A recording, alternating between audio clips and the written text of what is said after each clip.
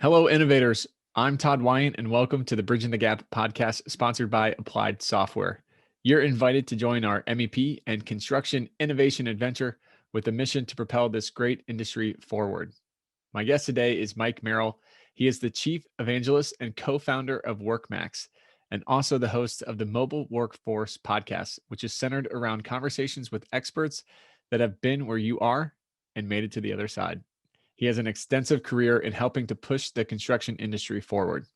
I got the pleasure of joining his podcast last week to unpack one of my soapbox topics, the marketing problem that exists in the construction industry. I encourage you to go over to the Mobile Workforce podcast to listen to that conversation.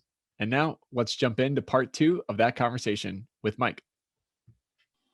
All right, Mike. Well, welcome to the Bridging the Gap podcast. Super excited to finish our conversation that we started over on your podcast. Yeah, I'm excited too. Thanks, Todd, for having me today. Appreciate it. Absolutely. So I always love to hear the backstory of how people got into the construction industry. Great. So yeah, as a young man in high school, I always thought it'd be cool to build my own house. I mean, I was in wood shop and metal shop, and my parents always talked about building a home. So it was a goal that I had, but I never really knew how I was going to even be in that position. I didn't know anything about a 16 penny nail or, grabber screws. I didn't know any of the terminology. Yeah. But when I graduated from high school, the girl that I was dating, who's now my wife of 26 years, that worked out well. Yeah, well for me, but her dad was a contractor, and so I'd be over hanging out, and I worked at baseball card shops and delivered pizzas and did kind of teenage type things when I was younger, but I needed to earn some real money, and so her dad kept asking me all the time, "Hey, when are you going to come work on my framing crew? And I could really use some help, and why don't you come and give this a whirl?" So finally, he talked me into it, and after just a few weeks of doing it, I was hooked. I absolutely loved framing, and we started doing finished carpentry and learning more things. So I was just fascinated with it. And the more I got into it, the more I realized, hey, I really have a passion for this, and I'm pretty good at it, and I like it. So Nice. That's awesome. Love hearing the passion sparked there. Yeah. So on the Mobile Workforce podcast, we started part 1 of our conversation. For listeners, if you haven't listened to that episode, I encourage you to go over there and listen to that. But in that conversation, we diagnosed the marketing problem that the whole construction industry has. I wonder if you could kind of give a quick recap to catch the Bridging the Gap audience up. Yeah, I think we talked about a few of the challenges that exist. I know, again, just watching sitcoms on TV, or just generally, there's a perception that maybe construction's not necessarily the most glamorous industry to work in, or the blue collar workers, always dirty and has grease on their face and wears a hard hat home for dinner, and Yep. things that clearly aren't the case. And so I think we were just trying to shine a light on the value that the construction industry brings to society, and how truly important we are to the operation and function of everything that impacts our lives every day and keeps us safe and healthy. And again, all the buildings and things that when we go out to eat to a restaurant, or when we have to go to the hospital, or when we need to go to the airport, all of these things were built by companies in construction. And so they have enhanced our lives greatly, and we owe a lot of gratitude and have a great debt to them. And so I think there's just a need to raise awareness and shine a bright light on the services and the things that they do to enhance our lives.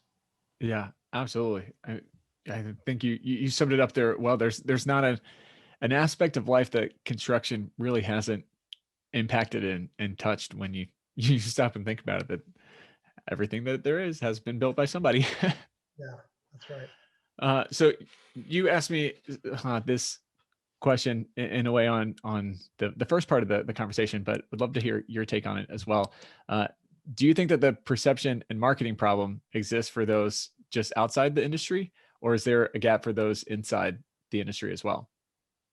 I think it's both places for sure. I know construction workers don't always, especially in the lower end, the entry level positions, the laborer level, they don't always necessarily esteem the work that they're doing as highly as I think they should. And I think as foremen and superintendents, field managers, and then even office management, upper management ownership needs to echo the value that these employees bring to the organization and the important work that they're doing. And some companies do a great job of it. And we've had a few guests on our podcast of some of our customers and companies that are really culture driven and I think do a really nice job. But I think generally in the industry, we need to raise the bar of that perception internally first. And then I think it's going to be easier to share that message with the rest of the world and help them understand. I think this new coin phrase of essential workers has actually helped bring more awareness of the value that they bring. And I think we need to kind of ride that wave and continue that marketing and messaging campaign so that the world understands and shares that value back with us.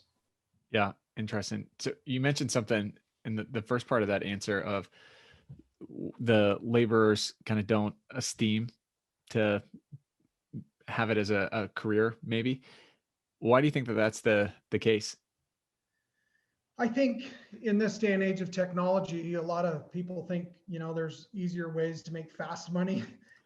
And so that shortcut mentality, that the negative side of technology and advancement can portray is very alluring and attractive to people.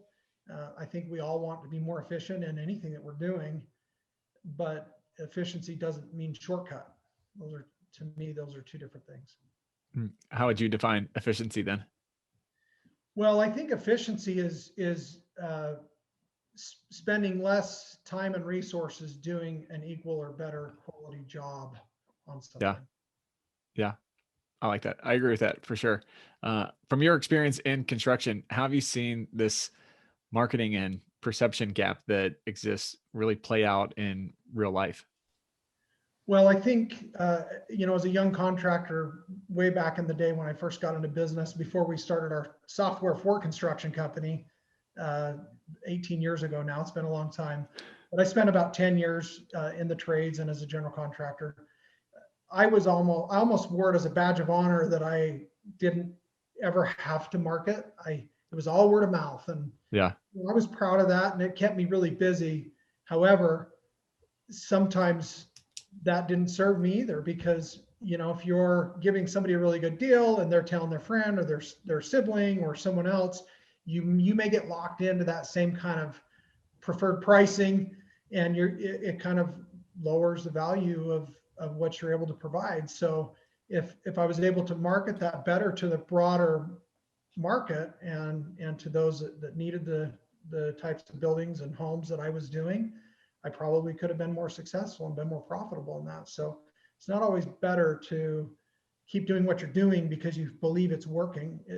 I think it's important to always spend a portion of your time trying to improve and see what you can do to grow and expand your horizons, instead of, again, going back to this is the way I've always done it. It's always worked for me. I'm just going to keep, if it ain't broke, don't fix it. That mentality that sometimes, construction has coined a phrase on even. Right.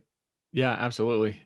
Curious on the word of mouth. Do you think that obviously, referrals are going to be a great source of leads coming in. You definitely want that, and that denotes a very healthy company. Do you think that the impact of that has changed over the last few years, or has kind of something else popped up? I do, and I, as a consumer myself, and we talked about this on the episode we recorded before, I read reviews on everything. I don't care who tells me what about anybody. I still do a little bit of research because the information is so accessible. Yeah. I can Google anyone quickly. And as far as construction companies or projects, I can look at reviews, I can read complaints.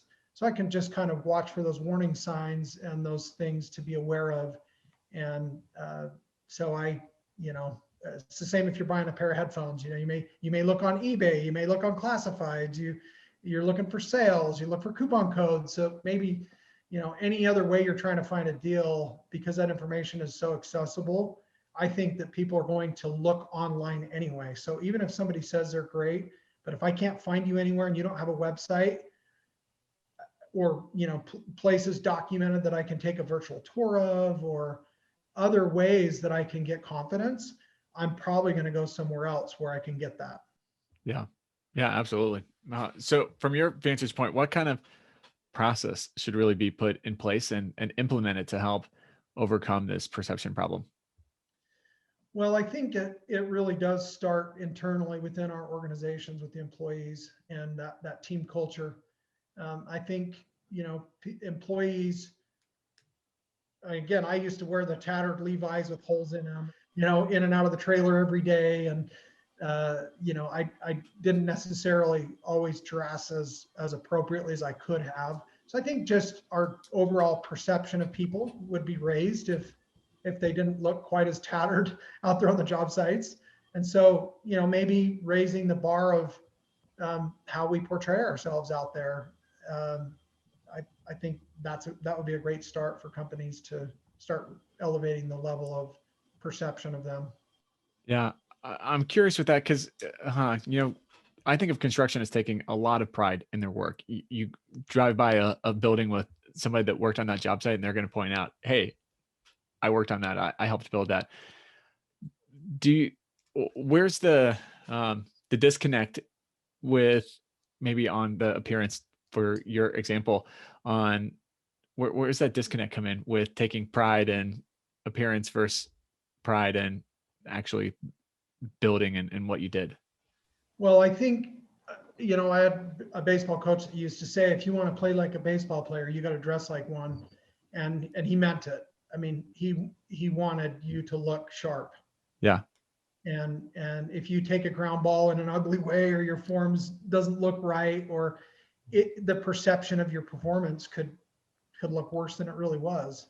And sure. so I think it is important that we carry ourselves a certain way. And again, if people are, a little more clean cut looking, they're probably going to be trusted a little bit more by a potential customer or by those that are managing a job site, owners, etc. So I think just that general appearance starts right there internally. And I think business leaders and management need to communicate why it's important, because if you look better, you're probably going to feel better. And if you look and feel better, you're probably going to perform better and be more concerned about the quality of the work that you put. And I think it bleeds all the way through, even when you go home. I think you're going to do a better job in life if you're trying to do a better job at work. Hmm. What about overcoming the perception problem externally to those outside of the construction industry? Being proud of what we do not in a arrogant way, but in a take confidence and have pride in the work that you're doing and why it's important that we do the work that we're doing. I know when I was a young father, I would always take my kids to the projects that I was working on and show them, what we were doing. And I know, my wife was probably tuned out half the time. I'm explaining, yeah, we ran into this and we had to shim this and cut that a little differently. And she didn't necessarily know what I was talking about, but she would always tell me how interested I obviously was in the work that I was doing. And so because of that, she was made her proud that I cared so much about these things to take the time to explain the detail. And so I think that stuff just bleeds through, and customers externally, other companies. I've noticed in the, especially in the restoration industry, we have a lot of companies that do restoration or emergency work. The vans are always wrapped properly, everything's clean, they've got their shirt with the name on it, and all these things that are pretty uniform. And I think it instills confidence in customers when they see that. Yeah. I like the passion aspect of what you were just saying there of, when you put your passion on display to people, it's kind of infectious, and people, whether they know what you're saying or not, they get excited by seeing you excited about something. And so taking the time to share that is a big thing. Yeah. I think too, really collaborating with other peers in industries. I love, love, love being a part of AGC, Associated General Contractors, CFMA, Construction Financial Management Association, ABC, all the other acronyms of Yeah. building organizations that bring people together and educate and train and kind of raise the level, raise the level of the bar for everybody. And I think that collaboration with others helps us all get better. And sometimes it's okay to share best practices even with your competitors in general. I mean, not trade secrets necessarily, but things that will help raise the world's perception of our industry if we all kind of do this together. Oh yeah, for sure. I'm right there with you on that. So one of the big kind of institutional hurdles that I see the industry needs to overcome really starts back in high school, and that there's such a big, I think, kind of well-intentioned push from guidance counselors to get as many kids as possible to go to college. But how do you help them, the guidance counselors, see that construction is a valid and a prosperous career path for a lot of kids? I think one of the important things as trades organizations, we need to do a better job of getting in front of those high school congregations, those student Mhm. bodies, maybe having career or what do they call them, fairs, Yeah, job yeah. fairs, Job fairs. other things like that, where people have an opportunity to come and learn about that. I mean, we see that with the military, the armed forces, they'll come by, and recruiters, and I think construction needs some of that too. I think there's a lot of people, especially if they're in the, the wood shop or metal shop classes, and I don't, my perception of them today from my kids going through school, there seems to be less of a focus on those. And when I was in school, everybody took those, and that was your funnest class. So Yeah. If I they don't, even have them in the schools I don't at hear all, kids it's some. talking about it these days, honestly. Yeah, for Concern. sure. Well, why do you think the construction industry has allowed this perception problem to persist? I think the one thing with contractors, uh, they just know how to get work done. When it's time to get work done, I think they bury their head in work. And so historically, we haven't been marketers. We're not computer people in terms of the going way back, the perception.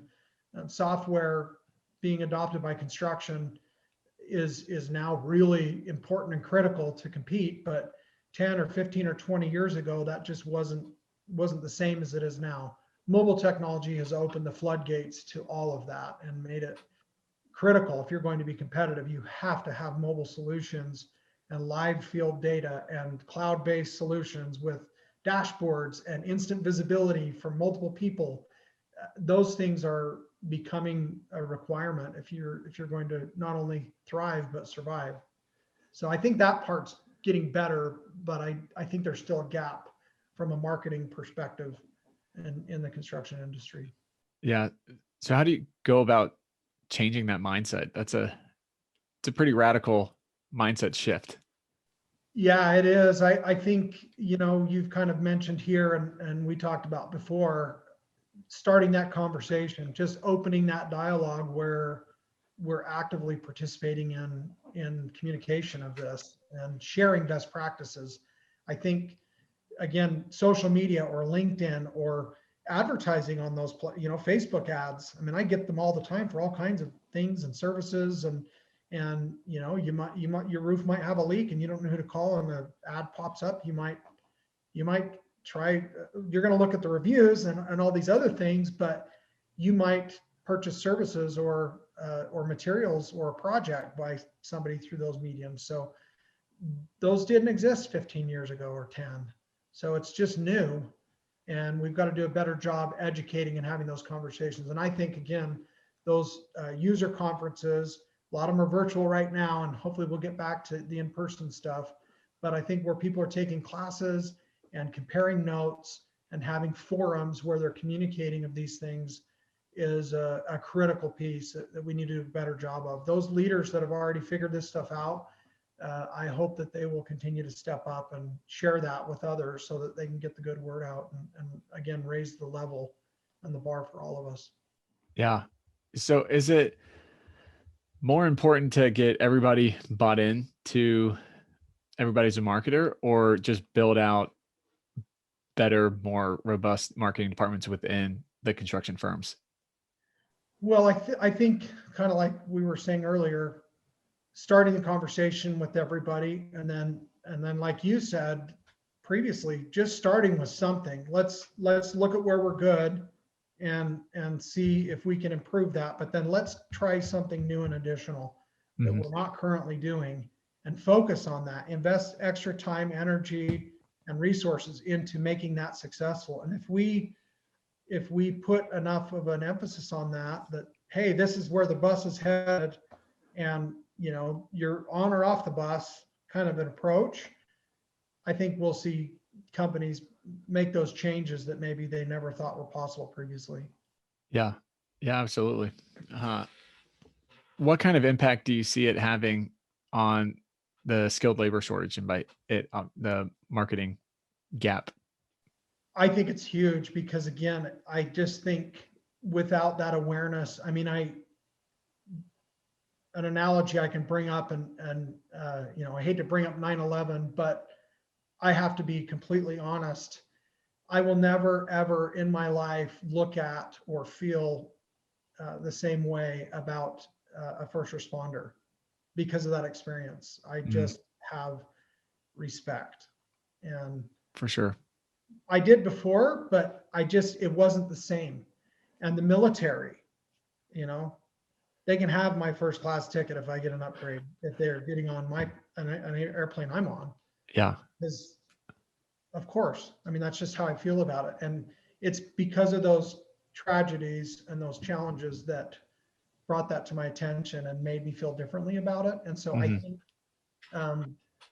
not in the same way, but in a way, raising the awareness somehow and bringing attention to those things is the best way to change the conversation. And where other industries have figured these things out, and construction is behind in technology adoption as a whole. Now, some construction companies, customers we have, some of them have literally hundreds of software programmers that are on the payroll of the construction company. And it's because they have constant needs in IT infrastructure, in software solutions, in integrations. And so they employ people to make sure to keep their construction projects up to speed all the time through innovation. Yeah. And these are contractors, they're in electrical or whatever trade. And so I think some companies have figured that out and are really, really capitalizing and being wildly profitable compared to how they would be if they weren't using those tools.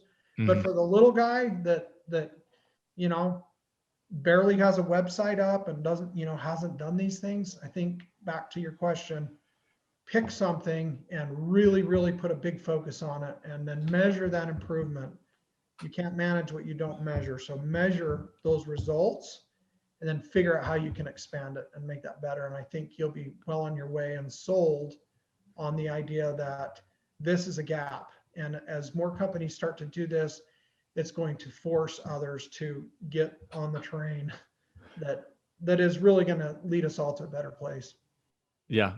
Love that. All about the measuring aspect of it as well too. Because if you don't set the destination in mind, you have no idea if you reached it. So do you think that the last year has helped or hurt the perception problem? I think it's helped a lot, honestly. I think even for myself, I just realize, wow, where would we be without contractors to expand data centers, to build all of these facilities, to have, again, even the network infrastructure and the technology companies that needed to expand. These are contractors that are allowing that to happen. So I think there's just more awareness that even construction companies are using the heck out of Zoom and remote meetings. When we do web presentations or product demos or have conference calls or planning meetings with with our construction customers or prospects. If I look back 3 or 4 or 5 years ago, a lot of them didn't know how to even join a GoToMeeting properly, or they would struggle to get on a webinar of some sort. They weren't fluent, didn't know their way around the technology to have an easy meeting. And now they're all used to it. They have it figured out. I love it, actually. I think it's just raising awareness that these tools are really nice. And now I see people actually willingly getting on the video chats too, where even a year ago, before all this was going on, nobody ever opened up their camera. I mean, Sure. you didn't know who you were talking to. So Yeah. I enjoy that now. Yeah, I agree. The video aspect has been a fun little social experiment. And now it is kind of weird when you're on a call and the other person doesn't share their video. That's the total flip on its head from this time last year. Yeah. Well, what's kind of been the biggest surprise for you in the last year around the strength of the construction industry? As I look back on customers I talk with every day, companies that I meet at a few of the live events, it's been, again, I was at the Con Expo and World of Concrete last year. Those went in for February and March. So we're about 11 months or so since I was there. And then there have been 2 or 3 other events that I've been to in person since. And what I'm hearing and what I'm seeing is that companies have had to figure out how to be more efficient with less people, with social distancing requirements, safety requirements, COVID testing, all of these other things. Companies have had to pivot and adapt and innovate quickly. And I think of any industry out there, construction are masters at adapting. I mean, we are freaking survivors. We just keep coming like the zombies, right? Good zombies, but friendly zombies, huh? Really, like you just can't shake a contractor that's determined. I mean, they're gonna figure things out that are difficult. For sure. Would cave under the pressures and the stresses and give up on the solutions, but contractors just figure out how to try again. And so I think because of that nature and that work ethic and that get it done attitude that we have, that blue collar, just move out of the way, I'm going to take care of this approach. I think it's served us well in this environment. And so a lot of us have figured out what we're made of. We figured out who we are. We figured out that we can adapt, we can adjust. And I've talked to many companies that have had their best year ever in construction during this time, which is hats off. Yeah. Crazy, really. If you look at across the boards, if you didn't lose very much money, that's a win in the current economy for what a lot of companies are measuring themselves by. Yeah. Oh, for sure. Well, how do people get a hold of you and find out more information about what you're doing? Yeah, so our website is workmax.com. We have a mobile data collection solution for time and labor and production tracking. And we help companies fill out safety forms and track their equipment and really just live visibility of what's going on in their projects. So you can look at us there on our website. And we do have a podcast called the Mobile Workforce Podcast also that Todd, you were just a guest on also. And then you can look at us on LinkedIn. We're just at WorkMax. We've got a group there you can follow along, and we bring announcements and different things there. And then of course on Instagram and the socials at @workmax_. So. Awesome.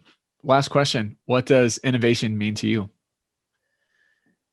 Okay, great question. So innovation to me is figuring out a more effective and efficient way of doing something with equal or higher quality. So shattering the possibilities, expanding your horizons, and figuring out a better way to accomplish the same or a more powerful task. Yeah. Nice. Like the shattering what's possible. Yeah. Awesome. Well, Mike, thanks so much for joining the show and for the full 2-part conversation. Really enjoyed unpacking all that. That was awesome. Thank you. Lots of fun. I appreciate it. And we'll have to jump on and do this again down the road. Sounds good.